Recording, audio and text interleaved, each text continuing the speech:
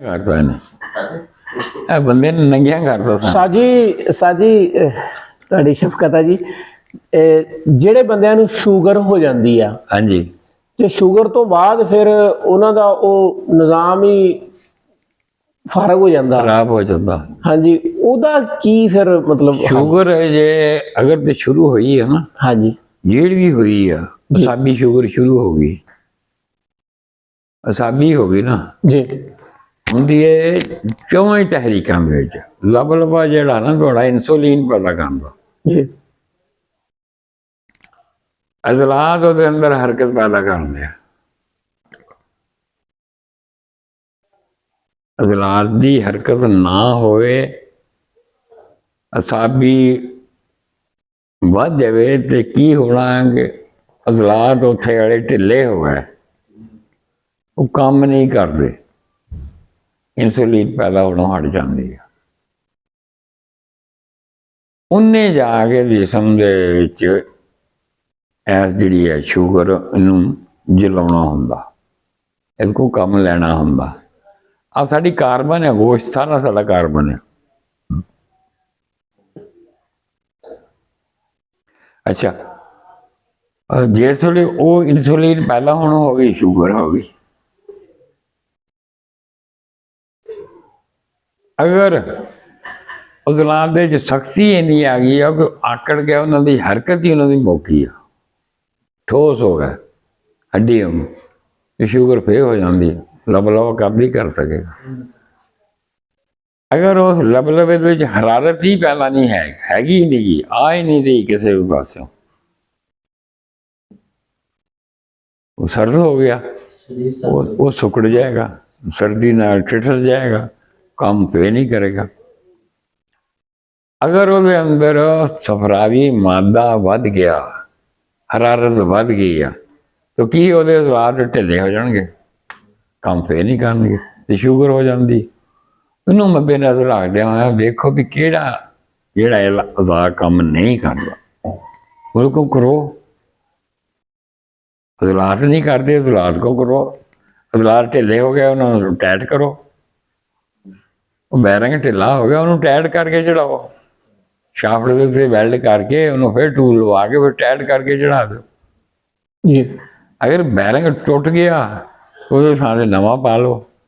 ਅਗਰ ਉਹਦੀ ਗਰੀਸ ਮੁੱਕ ਗਈ ਹੈ ਤਾਂ ਉਹਨੂੰ ਗਰੀਸ ਦੇ ਲਓ, ਬਾਰ ਬਾਰ ਨਾਲ ਤੋੜੀ ਜਾਓ, ਗਰੀਸ ਦਿਓ, ਉਹਨੂੰ ਉੱਤੇ ਚੜਾ ਕੇ ਭਜਾਤਾ ਫਿਰ ਉਹਨੂੰ ਟੁੱਟ ਜਾਣਾ, ਫਿਰ ਗਰੀਸ ਵੀ ਉਹਨੂੰ ਲਾ ਦਿੰਦੀ। ਯਾਨੀ ਕਿ ਚੌਵਾਂ ਨਿਜ਼ਾਮਾਂ ਦਾ ਧਿਆਨ ਰੱਖਣਾ ਪੈਂਦਾ।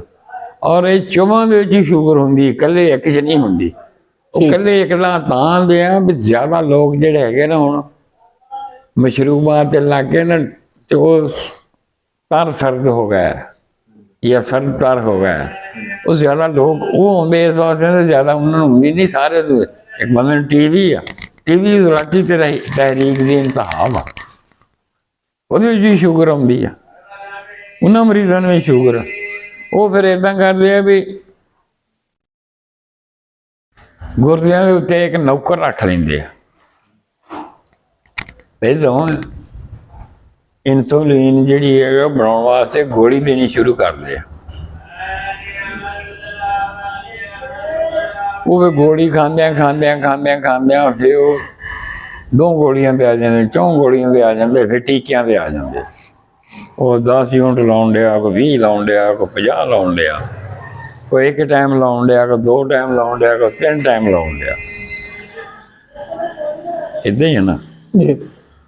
ਉਹਦਾ ਇਹੋ ਹੀ ਹਿਸਾਬ ਆ ਵੀ ਬੰਦਾ ਸੁਬਾਹ ਉੱਠ ਕੇ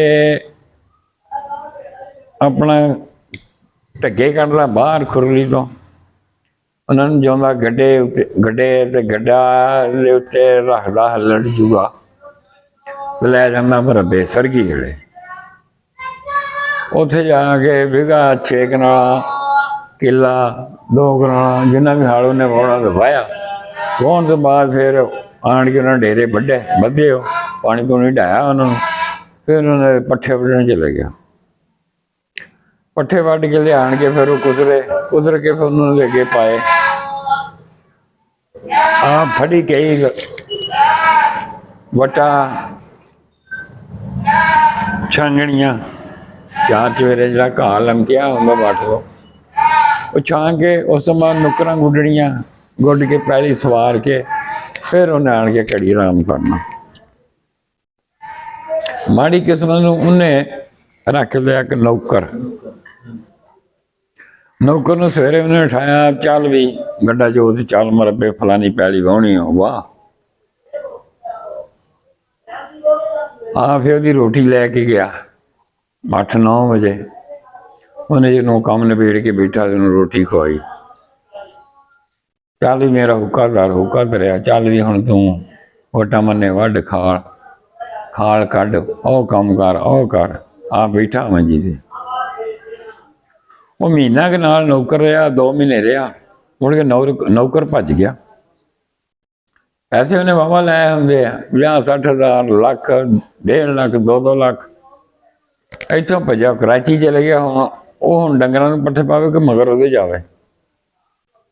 ਉਹ ਸਵੇਰੇ ਉੱਠ ਕੇ ਪਹਿਲੀ ਵੱਤਰ ਸੀ, ਉਹ ਵਾਹੁਣੀ ਸੀ। ਉਹਨੇ ਵਾਹੀ ਵਾਹੁੰਦਿਆਂ ਰੋਟੀ ਆਉਣ ਤੱਕ ਉਹ ਵਾਹ ਕੇ ਆਣ ਕੇ ਬਹਿ ਗਿਆ। ਜਦੋਂ ਬਹਿ ਗਿਆ ਤਾਂ ਨਾਲ ਹੀ ਉਹਨੂੰ ਤਾਪ ਚੜ੍ਹ ਗਿਆ।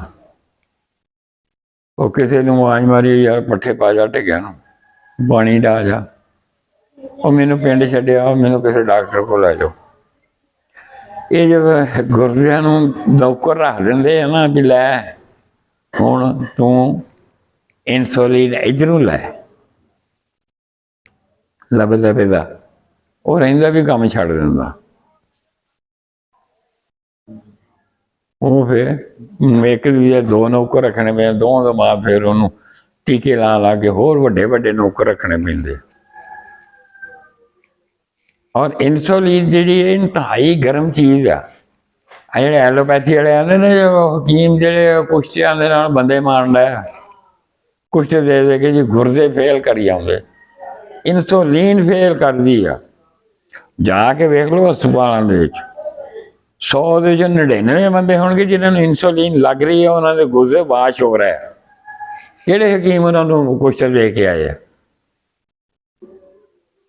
ਬੇੜਾ ਆਪਾਂ ਆਪ ਗਰ ਕਰਨਾ ਕੌਮ ਦਾ, ਤੇ ਨਾ ਹਕੀਮਾਂ ਦਾ ਲਾਉਂਦਾ। ਤੇ ਹਕੀਮ ਵੀ ਖੈਰ ਨਾ ਇੱਦਾਂ ਦੇ ਹੀ ਆ। ਉਹ ਬੇ ਆਉਂਦੀ ਨਹੀਂ ਗੀ ਤੇ ਬਹਿ ਜਾਂਦੇ ਵੀ ਮੈਂ ਫਲਾਂ ਮਰਜ਼ ਦਾ ਇਲਾਜ ਕਰਨਾ, ਫਲਾਂ ਮਰਜ਼ ਦਾ ਪਤਾ ਨਹੀਂ ਮਰਜ਼ ਹੁੰਦੀ ਕੀ, ਨਬਜ਼ ਦਾ ਕਿਸੇ ਨੂੰ ਪਤਾ ਹੀ ਨਹੀਂ ਕਿਉਂ ਹੋਈ ਆ ਮਰਜ਼, ਕਿਸ ਵਜ੍ਹਾ ਤੋਂ ਮਰਜ਼ ਹੋਈ ਹੈ। ਇਹਨੂੰ ਇਸ ਚੀਜ਼ ਨੂੰ ਵੇਖਦੇ ਹੀ ਨਹੀਂ, ਸਿਰਫ ਇਹ ਵੇਖਦੇ ਆ ਕਿ ਬੰਦਾ ਆ ਗਿਆ ਨਾ ਤੇ ਇਹਦੇ ਕੋਲ ਪੈਸੇ ਲੈਣੇ ਆ, ਇਹ ਜਾਵੇ ਨਾ ਸੁੱਕਾ। ਸਾਡੇ ਕੋਲ ਆਉਂਦੇ ਪਤਾ ਨਹੀਂ ਕਿੰਨੇ ਕੁ ਗਜ਼ਾਂ ਵਾਲੇ ਚਾਟ ਦੇ ਉੱਤੇ ਤੁਰੇ ਜਾਂਦੇ ਵੀ ਆਹ ਖਾਓ ਯਾਰ ਤੁਸੀਂ ਪਹਿਲੋਂ, ਤੇ ਜੇ ਤੁਹਾਨੂੰ ਫਾਇਦਾ ਹੋ ਤੇ ਦਵਾਈ ਲੈਣ ਆਇਓ, ਨਹੀਂ ਨਾ ਆਇਓ। ਹਾਂਜੀ, ਫਿਰ ਇਹਨਾਂ ਨੂੰ ਇਹ ਨਹੀਂ ਪਤਾ ਵੀ ਇਹ ਬੰਦਾ ਇਹ ਕਿਸ ਕਿਸਮ ਦੀਆਂ ਗਜ਼ਾਵਾਂ ਖਾਂਦਾ, ਕਿਸ ਕਿਸਮ ਦਾ ਇਹਦੇ ਅੰਦਰ ਖੂਨ ਵੱਧ ਗਿਆ, ਕਿਹੜਾ ਘਟਾਉਣਾ ਕਿਹੜਾ ਵਧਾਉਣਾ ਕੋਈ ਪਤਾ ਨਹੀਂ। ਬਸਾਨੇ ਆ ਨਬਜ਼ ਦੇ ਉਂਗਲ ਰੱਖ ਲਿਆ, ਉਂਗਲ ਕੀ ਰੱਖਣੀ ਆ ਫੜੀ ਨਬਜ਼, ਤੇ ਏਦਾਂ ਉਂਗਲਾਂ ਰੱਖੀਆਂ, ਕਿਸੇ ਨੇ 2 ਰੱਖੀਆਂ, ਕਿਸੇ ਨੇ 3 ਰੱਖੀਆਂ, ਏਦਾਂ ਬੈਠੇ। ਉਹ ਮਰੀਜ਼ ਵਿਚਾਰਾ ਆਪੇ ਅੱਕ ਕੇ ਬੋਲਣ ਲੱਗ ਪੈਂਦਾ। ਪਹਿਲਾਂ ਤਾਂ ਨਬਜ਼ ਦਾ ਪਤਾ ਹੀ ਨਹੀਂ ਉਹਨਾਂ ਨੂੰ ਨਬਜ਼ ਕਿੱਥੇ ਹੈਗੀ ਹੈ। ਫਿਰ ਨਬਜ਼ ਦੇ ਵਿੱਚ ਕੀ ਆ ਜਿਹੜਾ ਗਿਆ ਜਿਗਰ ਮਸਾਨੇ ਦੀ ਗਰਮੀ ਆ, ਕੋਈ 40-50 ਸਾਲ 40 ਸਾਲ ਤੱਕ ਗਿਆ ਨਾ, ਜਿਹੜਾ ਇਹਦੇ ਜਿਗਰ 'ਚ ਗਰਮੀ ਬਹੁਤ ਹੋ ਗਈ, ਮਸਾਨੇ 'ਚ ਗਰਮੀ ਬਹੁਤ ਹੋ ਗਈ। ਇਹਨੂੰ ਠੰਡੀਆਂ ਚੀਜ਼ਾਂ ਦੀ ਉਹ ਠੰਡੀਆਂ ਖਾਣੀਆਂ, ਗਰਮ ਕੋਈ ਨਹੀਂ ਖਾਣੀ। ਤਲਾਮ ਹੋਣ ਡਿਆ ਠੰਡੀਆਂ ਚੀਜ਼ਾਂ, ਹੋਰ ਮੁਗਲ ਚੀਜ਼ਾਂ ਮਿਲਣੀਆਂ ਸ਼ੁਰੂ ਕਰ ਦਿੱਤੀਆਂ। ਤਲਾਮ ਤਾਂ ਉਦੋਂ ਹੋਣਾ ਜਦੋਂ ਉਹਦੇ ਅੰਦਰ ਤਫਨ ਪੈਦਾ ਹੋ ਗਿਆ। ਤਫਨ ਉਦੋਂ ਹੋਣਾ ਹੈ ਜਦੋਂ ਗਜ਼ਾ ਰੁਕ ਗਈ, ਤੁਰਸ਼ੀ ਤਜ਼ਾਵੀ ਤਬਦੀਲ ਹੋ ਗਈ। ਇਲਾਜ ਤਾਂ ਉਹਦਾ ਚਾਹੀਦਾ ਸੀ ਕਿ ਗੁਲਾਮ ਦਾ ਚਾਹੀਦਾ। ਗੁਲਾਮ ਦਾ ਤਾਂ ਉਹਦੇ 'ਚ ਟੱਲਕ ਹੀ ਕੋਈ ਨਹੀਂ, ਕਿਉਂਕਿ ਤੁਰਸ਼ੀ ਜਿਹੜੀ ਇੱਕ ਐਸੀ ਸ਼ੈ ਜਿਹੜੀ ਗੁਦਗੁਦੀ ਪੈਦਾ ਕਰਦੀ ਹੈ। ਮੈਨੂੰ ਸੋਚਿਆ ਮੈਂ ਜਿਹੜਾ ਆ ਗਿਆ ਉਹਨੂੰ ਗੁਲਾਮ ਹੋ ਜਾਂਦਾ। ਇੱਕ ਬੰਦਾ ਆ ਗਿਆ ਜੀ, ਮੈਨੂੰ ਜਰਿਆਨ ਹੈ, ਤਾਂ ਪੈਂਦੀ ਆ, ਹੋਰ ਦਿਓ ਜੀ ਠੰਡੀਆਂ ਚੀਜ਼ਾਂ। ਉਹ ਠੰਡੀਆਂ ਚੀਜ਼ਾਂ ਸਾਰੀਆਂ ਹੀ ਵਾਈਟ ਸੈੱਲ ਪੈਦਾ ਕਰਦੇ, ਤਾਂ ਵਾਈਟ ਸੈੱਲ ਹੀ ਹੋ ਜਾਂਦਾ, ਪਿਸ਼ਾਬ ਦੇ ਨਾਲ ਨਿਕਲਦਾ। ਤੁਸੀਂ ਹੋਰ ਦੇਈ ਜਾਣ ਡੇ ਹੈ। ਜਿਹੜਾ ਆ ਗਿਆ ਜੀ ਉਹਨੂੰ ਆ ਗਿਆ ਜਿਗਰ ਮਸਾਨੇ ਦੀ ਗਰਮੀ ਆ, ਤੈਨੂੰ ਪਿਸ਼ਾਬ ਖੱਟਾ ਆਉਂਦਾ, ਹੋਰ ਪਿਸ਼ਾਬ ਕਾਲਾ ਆਵੇ ਜਾਂ ਲਾਲ ਆਵੇ, ਪਿਸ਼ਾਬ ਤੇ ਹੋਣਾ ਹੀ ਖੱਟਾ ਵਾ, ਕਿਉਂਕਿ ਸਫਰਾ ਜਿਹੜਾ ਹੈਗਾ ਇਹ ਖੂਨ ਦੇ ਵਿੱਚ ਚੱਲ ਰਿਹਾ ਹੈ। ਉਹ ਜਿਹੜਾ ਪਾਣੀ ਪੀਂਦੇ ਆ ਉਹਦੇ ਵਿੱਚ ਮਿਕਸ ਹੋ ਕੇ ਤੇ ਖੂਨ ਦੀ ਅਲੈਸ਼, ਜਿਹੜੀ ਖੂਨ ਦੇ ਵਿੱਚ ਅਲੈਸ਼ ਹੁੰਦੀ ਆ ਗੰਦਗੀ, ਖੂਨ ਸਾਰਾ ਜਰਸੂਮੇ ਆ, ਔਰ ਜਰਸੂਮਾ ਜਿਹੜਾ ਆਪਣੀ ਗਜ਼ਾ ਲੈਂਦਾ, ਉਹ ਆਕਸੀਜਨ ਲੈਂਦਾ, ਔਰ ਕਾਰਬਨ ਡਾਈਆਕਸਾਈਡ ਖਾਰਜ ਕਰਦਾ, ਉਹ ਪਿਸ਼ਾਬ ਕਰਦਾ, ਪਖਾਨਾ ਕਰਦਾ। ਜਿਹੜੀ ਚੀਜ਼ ਖੁਰਾਕ ਖਾਂਦੀ ਆ ਉਹ ਪਿਸ਼ਾਬ ਪਖਾਨਾ ਕਰਦੀ ਆ। ਅੱਛਾ, ਜੇ ਕਰਦੀ ਤੂੰ ਨਾ, ਉਹਨਾਂ ਨੇ ਪਿਸ਼ਾਬ ਪਖਾਨਾ ਕਿੱਥੇ ਕਰਨਾ?